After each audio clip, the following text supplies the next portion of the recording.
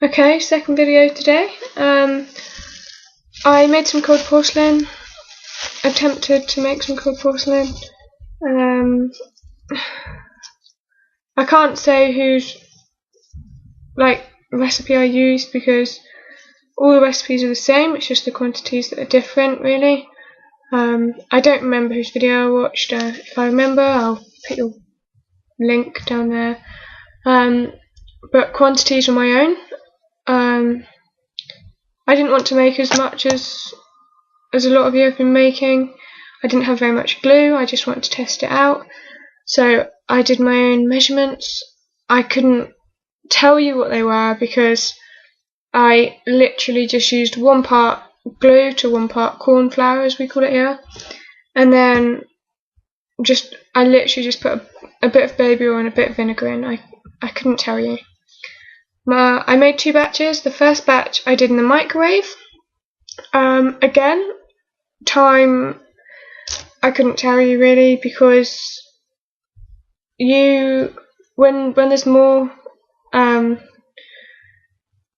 quantity, I guess you put it in for longer, and because I'd made less, I kind of just guessed. I think I did 30 seconds at 10-second intervals, but I mean that I'm not sure. But I'd say I overcooked it because when I split it apart, if you can see, which you probably can't because the lighting's awful, but it's like crumbly in there and on the sticky out bits. It's crumbly. It looks cooked. I don't know. But I guess that's because I overcooked it. It feels quite rubbery and I don't know. It doesn't feel hard. It just feels a bit rubbery. Doesn't feel bad though. I've put some out on the table to see when it dries, to see if it cracks. Just to see if it'll actually work for some charms and stuff. But yeah, that was my first batch of it. My second batch I think went a lot better. I did my second batch on the hob. I didn't use the microwave because I thought if I could actually see it, I could see when it was starting to go hard and when it was actually starting to look ready.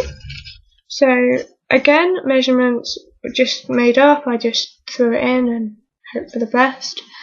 But this one I like a lot better. It's softer. You won't be able to see probably, but when I pull it apart, it looks a bit too soft actually, but it's just been in the moisturiser bag, so that will be why. These bits are soft. They don't look cooked and crumbly like my other batch. It doesn't feel rubbery. It feels like really soft polymer clay. Even softer, and softer than Play-Doh, I'd say. Feels very soft. It's very stringy actually at the moment, but that's because it's been in the moisturiser bag. It's not too soft, I wouldn't say. If it is, I'll add a tiny bit more flour, but I don't think it is. I just think a lot of it is from the moisturiser that's just on the bag, and I've just taken it out.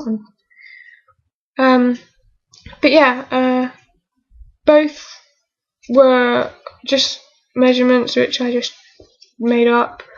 I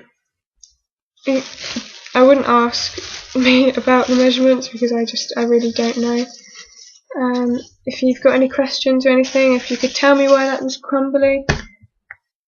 I think it's because I overcooked it, but if you have any other reasons you think it might be like that, please let me know.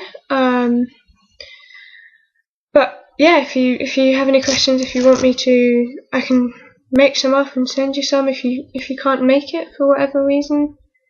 I don't know because it's called corn flour in the UK, and I think a lot of people are getting confused with that. I've seen people comment on people's videos saying, can you use flour? And people are writing back saying no, it's got to be cornstarch, but I don't think they mean flour as in baking flour. I think they mean corn flour, which it's the same thing. It's just in the UK it's called corn flour and not cornstarch. I've also been told you can use lemon juice instead of vinegar, which I might try next because it does smell of vinegar. It does smell.